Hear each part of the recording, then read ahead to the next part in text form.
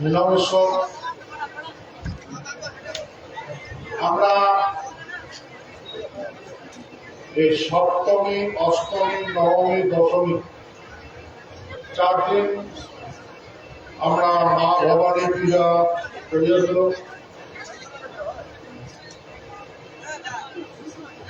এই পূজার 1 লক্ষর অধিক আমার মাতৃশক্তিগুলা নদীর মা গঙ্গার জল বরণ করিয়া নিয়ে বেলের তল ঢালছে। আরো এই প্রায় 12 কিলোমিটার অতিক্রম করছে, মানে নদীর থেকে রাজবাড়ি পর্যন্ত পুরা মাছে ভর্তি আছে। 12 কিলোমিটার যদি রাস্তা মাছি যায় তাহলে কত হওয়ার দরকার। হ্যাঁ, আচ্ছা, এই মা ভবানী কমিটি তোমার এর থেকে গেছেন না যান? হাতলো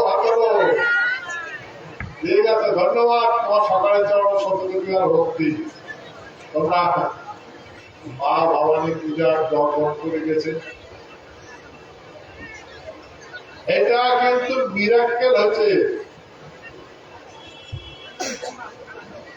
এই এত সংখ্যক মাতৃশক্তি একতে হওয়া, এই কবি জগৎ, দাপর জগৎ, তেতার জগৎ, কোন জগৎ হয় নাই, সত্য জগৎ হচ্ছে।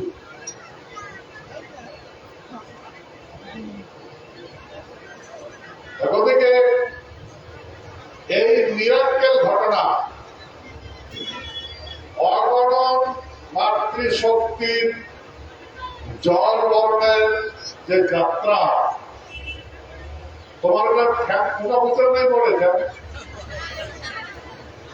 নাই বলে, কিন্তু মোট কেমন মনে হচ্ছে বড় বড় কথা বলতে।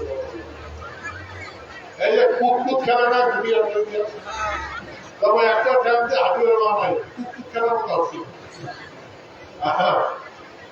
5 দিন 5 দিন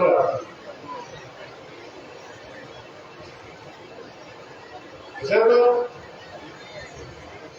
এই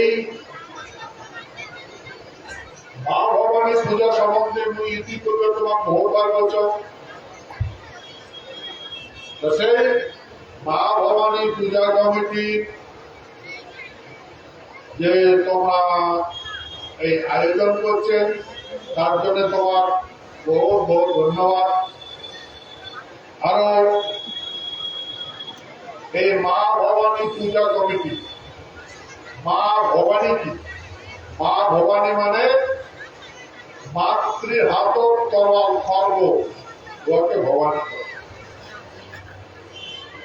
এই মা ভবানী সত্য জগৎ প্রয়োগ হচ্ছে, ব্যবহার করছে মাতৃরা।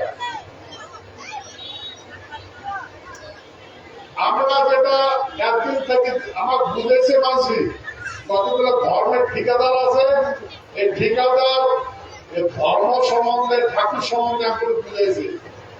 আসলে এই কাহানিটা, অসুর নিধন কাহানিটা, এটা আমার ক্ষত্রিয় মাতৃগুলো করছে। সত্য যুগ মহারাজা ইন্দ্রের পিরিয়ড অসুরগুলা স্বর্গরাজ্য দখল করছে, ফির অসুর বিনাশ করিয়া ফির স্বর্গরাজ্য মুক্ত